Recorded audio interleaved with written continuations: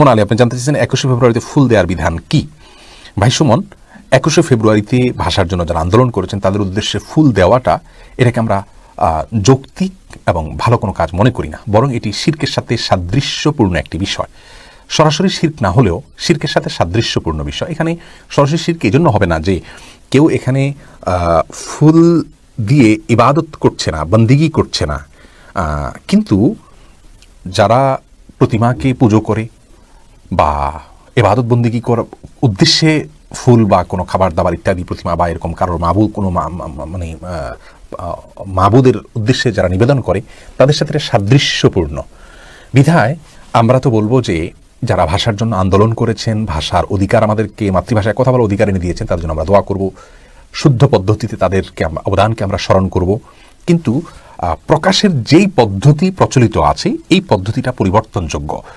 এতে অর্থের যে অপচয় হয়ে থাকে সেই অপচয়টা আমরা মনে করি যে না হওয়া উচিত।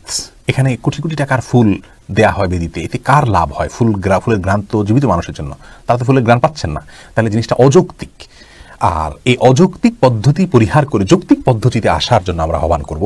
যারা দায়িত্বশীল আছেন তারা আরও সুন্দর, আরও যৌক্তিকভাবে তাদের প্রতি শ্রদ্ধা নিবেদন করতে পারেন, সেটাই আমাদের করা উচিত।